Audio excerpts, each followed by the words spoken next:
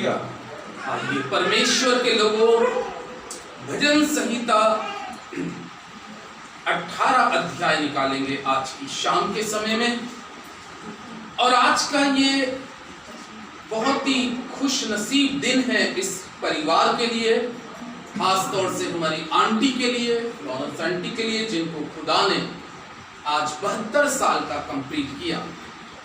क्योंकि भजन संहिता 18 अध्याय के 28वें पद में इस प्रकार से लिखा है, हाँ तू ही मेरे दीपक को जलाता है, मेरा परमेश्वर यहोवा मेरे अंधियारे को उजियाला करता है। हालेलुया। दाऊद इस पद के अंदर में एक बहुत अच्छी बात कहता है दिए के बारे में, दीपक के बारे में। और वो क्या कहता है? हाँ तू ही मेरे दीपक को जलाता है। परमेश्वर के लोगों, जब हम इस संसार के अंदर में देखते हैं कि जब बर्थडे होता है तो बर्थडे के साथ साथ एक रस्म भी होती है केक कटने की। और जब केक कटने की एक प्रथा चली आ रही है तो उसके ऊपर में क्या लगाई जाती है? कैंडल। और उस कैंडल को जब जलाया जाता है तो उससे रोशनी निकलती है, और उसके बाद जब केक काटा जाता है तो उसका हम प्रतीक देखते हैं कि परमेश्वर ने इस साल हमारे दीपक को क्या किया? जलाया। दीपक का जलाने का मतलब यह है कि जब हम रात में सोते हैं और सुबह सुरक्षित उठते हैं, तो सुबह के सुरक्षित उठने का मतलब है कि जब मनुष्य सोता है तो परमेश्वर के लोगों उस पीरियड में इंसान का सांसारिक रीति से आप बात करें तो सोए हुए इंसान को एक मरे हुए व्यक्ति के समान कहते हैं। लेकिन जब हम उठते हैं तो हमारा दीपक कौन जलाता है? परमेश्वर जलाता है कि वो हमें रोशनी देता है। जब हम अपनी आंखों को खोलते हैं तो हमारी ये आंख की डिबिया जब खुलती है तो इससे रोशनी हम देखते हैं, संसार को देखते हैं। इसलिए परमेश्वर के लोगों, जब दीपक जलता है, दीपक जलने की सबसे बड़ी खासियत क्या होती है? अगर मैं परमेश्वर के वचन के द्वारा आपको बताऊं, जब किसी घर के अंदर में दीपक जलता है तो दीपक जलने का मतलब ये होता है घर का अंधियारा खत्म, घर की परेशानियां खत्म, घर के दुख खत्म, घर की क्लेश खत्म। लेकिन ये दीपक जो है, एक जगह परमेश्वर का कलाम इस दीपक के बारे में बहुत अच्छी बात कहता है। और बाइबल के अंदर में 119 अध्याय के 105वें पद में कहता है, दाऊद, कितनी अच्छी बात लिखी है परमेश्वर के कलाम में, तेरा वचन मेरे पांव के लिए दीपक है और मार्ग के लिए उजियाला है। यानी कि उसने वचन को दीपक कहा है। अगर हम इस वचन के अनुसार अपने जीवन को चलाते हैं, जैसे एक भेड़ प्रभु यीशु मसीह के पास में रहती है तो वो उस दीपक की रोशनी में रहती है। हमारा जीवन अगर प्रभु यीशु मसीह के पास में है, हम प्रभु यीशु मसीह के नजदीक हैं, तो वो दीपक जो जल रहा है तो उस दीपक की रोशनी से हम भी क्या हो जाते हैं? जलना शुरू हो जाते हैं। दीपक की एक बड़ी भारी एक मैं कहूं क्वालिटी है कि वो दीपक से दीपक जलता है परमेश्वर के लोगों। इसी तरीके से परमेश्वर के वचन के अंदर में इस दीपक के बारे में परमेश्वर के कलाम में दाऊद कहता है कि मैं तो एक समय जीवन के अंदर में अंधियारे में आ गया था, एक समय मेरे जीवन के अंदर में आधम आ गया था, एक समय मैं सांसारिक रीति से चुका था, लेकिन खुदावन मैं तेरा धन्यवाद करता हूं कि तूने मेरी मरी मरी हुई जिंदगी को फिर से क्या कर दिया, जला दिया। मेरा दीपक क्या कर दिया, जल गया। परमेश्वर के लोगों, आज परमेश्वर के लोगों, दीपक जलने का मतलब ये भी होता है कि जब हम अंधेरे से बाहर निकल के आते हैं तो हमारे जीवन से रोशनी निकलती है। दीपक जलने का मतलब ये भी होता है आयु की बढ़ोतरी होना। परमेश्वर के लोगों की केक के ऊपर में कैंडल लगाई जाती है, उस पे माचिस की तीली लगा के उस पे आग लगाई जाती है और वो रोशनी इसलिए दी जाती है कि आज इस घर में खुशी का दिन है, आज इस घर के अंदर में सेलिब्रेट करने का दिन है, आज इस घर के अंदर में धन्यवाद करने का दिन है। किस बात के लिए, कि उस परमेश्वर का, प्रभु के लोगों, आज की इस शाम के समय में हम धन्यवाद करें कि उसने हमारे दीपक को, खास तौर से आंटी के दीपक को, आज 72वें साल का दीपक क्या हो गया, जल गया। 72वें साल का दीपक जला है। दाऊद कितनी अच्छी बात कहता है, तू मेरे दीपक को जलाता है और मेरे जीवन का अंधियारा क्या कर देता है, दूर करता है। दीपक की मैंने क्या बताई, सबसे बड़ी खासियत होती है कि जिस घर में अगर दीपक जल रहा है, जिस घर में मसीह यीशु का दीपक जल रहा है, जिस घर में आराधना स्तुति का दीपक जल रहा है, जिस घर के अंदर में फास्टिंग प्रेयर का दीपक जल रहा है, जिस घर के अंदर में परमेश्वर के दासों का आने का दीपक वचन का जल रहा है, वो घर दिन प्रतिदिन रोशनी में आता जाए, वो घर दिन प्रतिदिन उजियाले में आता जाएगा। और परमेश्वर क्या चाहता है, ये दीपक के बारे में लूका की इंजील को और निकालिए, उसके 12 अध्याय में, अगर लूका 12 को अगर हम देखेंगे तो 12 अध्याय के 35वें पद के अंदर में बहुत अच्छी बात आई है। और 12 के 35 पद में इस प्रकार से लिखा है, परमेश्वर के लोगों, 35वां पद पढ़ रहा हूं, लिखा है, तुम्हारी कमरे बंदी रहे और तुम्हारे दिए क्या रहे, जलते रहे। हालेलुया। लूका 12 अध्याय के 35वें पद में प्रभु यीशु मसीह ने ये बात कही।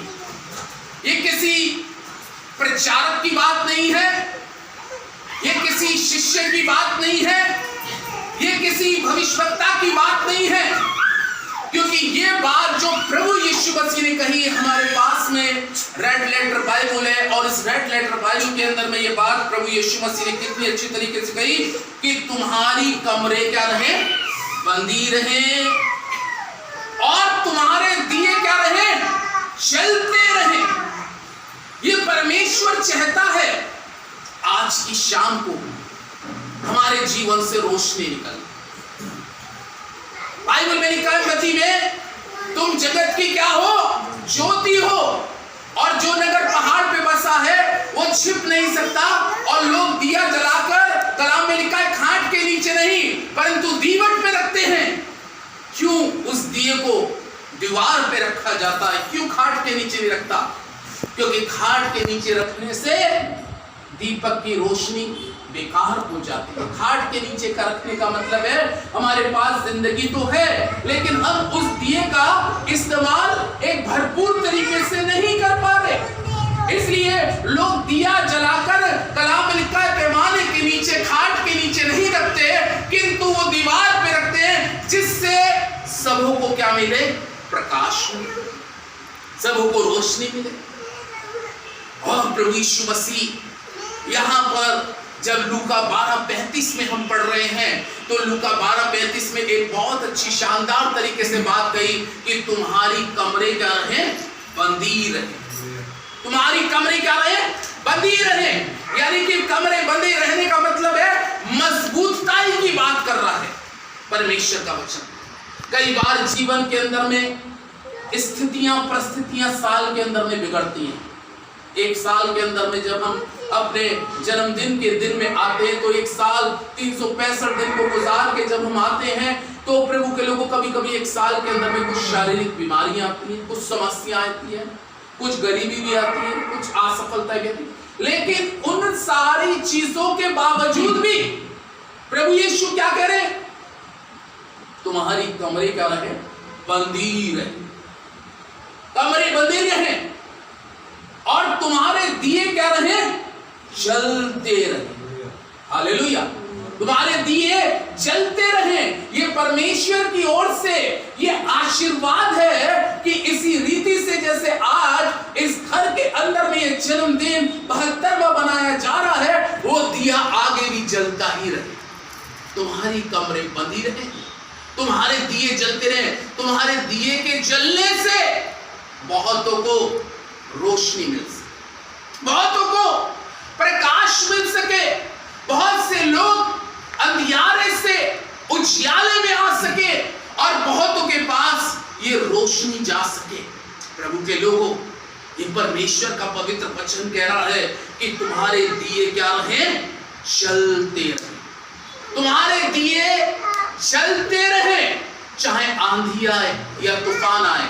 एक गीत गाते ना, मेरा दिया जलता ही रहेगा, मेरा दिया जलता ही रहेगा, बड़ी आंधी आने से और तूफान आने से मेरा दिया जलता ही रहेगा। यीशु मेरा हाथ ना छोड़ेगा, यीशु मेरा हाथ ना छोड़ेगा, बड़ी आंधी आने से और तूफान आने से यीशु मेरा हाथ ना छोड़ेगा। मैं भी उसका हाथ ना छोड़ूंगा, मैं भी उसका हाथ ना छोड़ूंगा, बड़ी आंधी आने से और तूफान आने से मैं भी उसका हाथ ना छोड़ूंगा। मेरा दिया क्या रहेगा? जलता ही रहेगा। कई बार हमारे जीवन में क्या होता है? आंधी आती है। आंधी किस चीज को दिखाती है? मुसीबत को। तूफान आते हैं, ये सारी चीजें, आंधी तूफान, उड़ती हुई समुद्र में ऊंची ऊंची लहरें, ये सब इंडिकेट इस चीज का करती हैं, परेशानी। लेकिन एक विश्वासी, एक परमेश्वर का दास, एक परमेश्वर की दासी जो परमेश्वर से प्रेम करने वाली होती है, वो आंधी और तूफान को नहीं देखती। क्या आपको मालूम है कि आंधी और तूफान पर भी यीशु मसीह का अधिकार है? उसके शिष्य जब नाव पे थे, आंधी और तूफान आ रही थी और वो कहने लगे, क्या आप देखते हैं? उसने कहा, आंधी को डांट दिया, आंधी शांत हो गई, तूफान शांत हो गया, ऊंची ऊंची लहरें शांत हो गई। आप प्रभु के लोगों, आंधी और तूफान को मत देखो, बल्कि उसको देखो जो आपकी जिंदगी में आने वाले आंधी और तूफान को डांटने की सामर्थ्य रखता है, ताकि आपका दिया बुझने ना पाए। आमीन। कई बार ये चीजें हमारे आत्मविश्वास को, हमारी पवित्रता को, हमारे प्रेम को कम करने का प्रयास करती हैं। कई बार हमारे जीवन का प्रेम, ये चीजें आके खत्म करने का प्रयास करती हैं।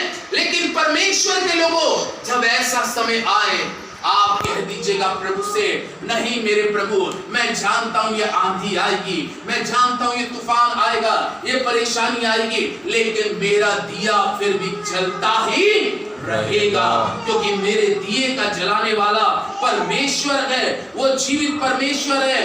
निर्गमन की पुस्तक में देखें 27 अध्याय को, निर्गमन की पुस्तक 27 अध्याय, और यहां पर परमेश्वर 20वें पद में मूसा से एक बहुत अच्छी बात कहता है।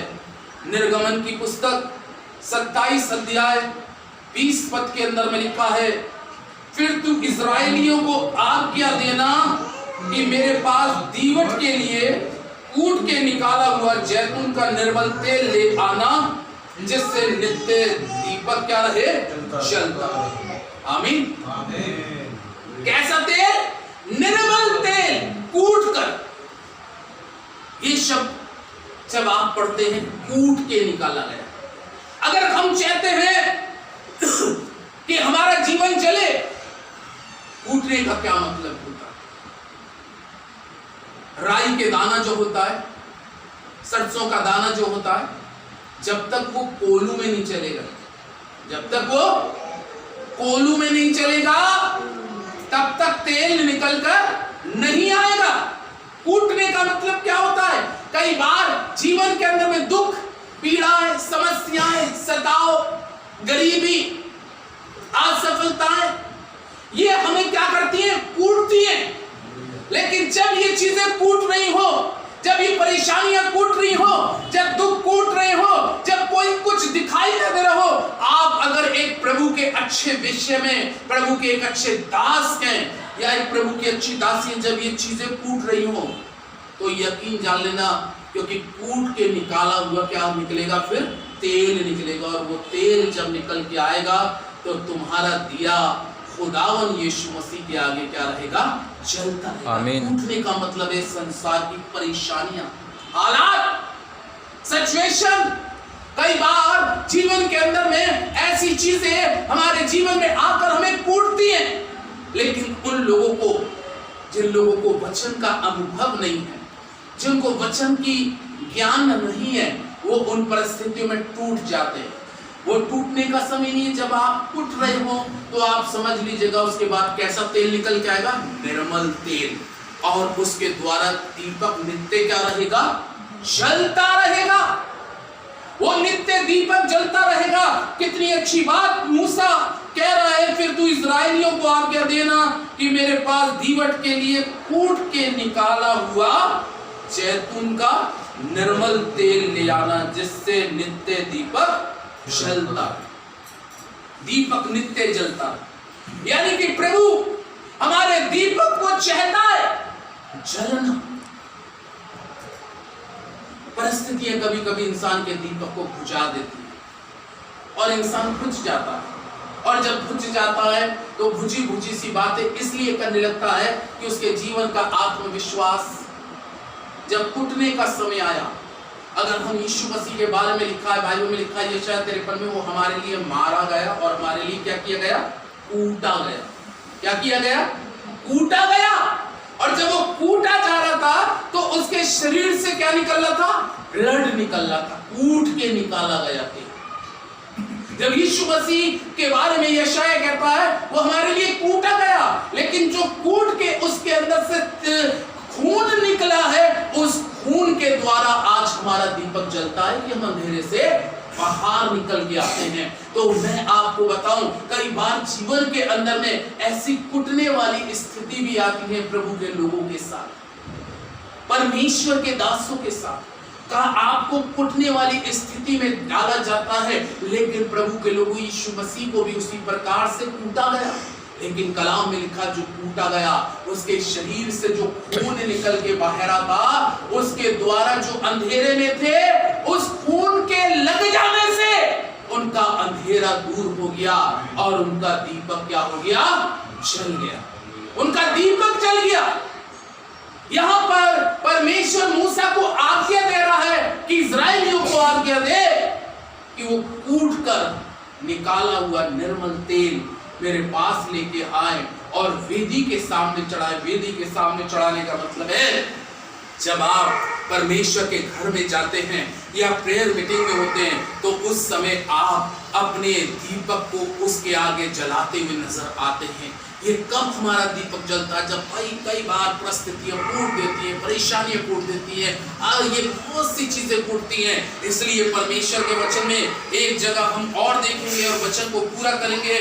नीति वचन की पुस्तक में परमेश्वर का जीवित और पवित्र कलाम यहां पर इस प्रकार से कहता है प्रभु के लोगों, और बहुत अच्छी बात 6 अध्याय के अंदर में लिखी है और 23 पद में, नीति वचन 6 के 23 में लिखा है, आज्ञा तो दीपक है। आज्ञा क्या है? दीपक है। नीति वचन 6:23 में लिखा है, आज्ञा दीपक है और शिक्षा ज्योति है और सिखाने वाले की डांट जीवन का मार्ग है। आज्ञा जो है दीपक है। और जब मूसा को आज्ञा दी गई और उसने इस्राएल को आज्ञा दी और सिखाई। उसने कहा ये आज्ञा तुम्हारे लिए रोशनी बन जाएगी, अगर तुम इसमें चलोगे तो तुम्हारा दीपक कभी बुझने ना पाएगा। बड़ी आंधी आएंगी, मुसीबत आएंगी, सब कुछ आएगा, लेकिन उसका दीपक कौन बुझा सकता है? जिसके दीपक को परमेश्वर ने जलाया हो। ये है परमेश्वर का वचन। परमेश्वर इस पे आशीष दे। आमीन। आइए दुआ करें। हमारे जीवित महान प्रेमी सामर्थी परमेश्वर, राजाओं के राजा और प्रभुओं के प्रभु, बहुत ही नम्रता और बहुत ही दीनता के साथ तेरे पवित्र चरणों में आते हैं प्यारे प्रभु। आज की शाम को हम दुआ करते हैं फ्लोरेंस आंटी के लिए प्रभु, जिनको तूने पूरे वर्ष अच्छा रखा, इसके लिए धन्यवाद करते हैं पिता। और आज धन्यवाद करते हैं कि इनकी उम्र 72 वर्ष की हुई प्रभु, तूने इनके दीपक को जला के रखा, इसके लिए धन्यवाद करते हैं प्रभु। और दुआ करते हैं इनकी जीवन की रोशनी और बहुत से जीवनों तक पहुंचे प्रभु। दुआ करते हैं खास तौर से लॉरेंस अंकल के लिए भी प्रभु, बुजुर्गी में है खुदावा, आप इनके ऊपर में भी अपना विशेष अनुग्रह बना के रखना, इनको स्वस्थ रखना, भला चंगा रखना। ओ प्रभु तेरी महिमा अंकल के जीवन में भी होने पाए। हम मोनू के लिए दुआ करते हैं, मीनू के लिए प्रभु आपका अनुग्रह, आपकी दया इनके ऊपर में भी होने पाए। ओ प्रभु ये लोग और इनके बच्चे छोटी वरुण प्रभु और इनके प्रभु ये छोटे बच्चे तुझ में आशीष पाए खुदावन, और सदा सर्वदा इस परिवार का दीपक जलता रहे, जलता रहे, जलता रहे। ओ प्रभु मैं आपका धन्यवाद करता हूँ। आज की इस बर्थडे में इन्होंने अपने घर के द्वार को तेरे लिए खोला ताकि यहाँ पर तेरी संगति हो और तेरी वर्शिप का दीपक जले, तेरे वचन का दीपक जले, जिसके द्वारा ये उजियाले में बैठकर तेरी महिमा का कारण बने। आपका धन्यवाद करते हुए इस दुआ को प्रभु यीशु के नाम से मांगता हूँ। आमीन।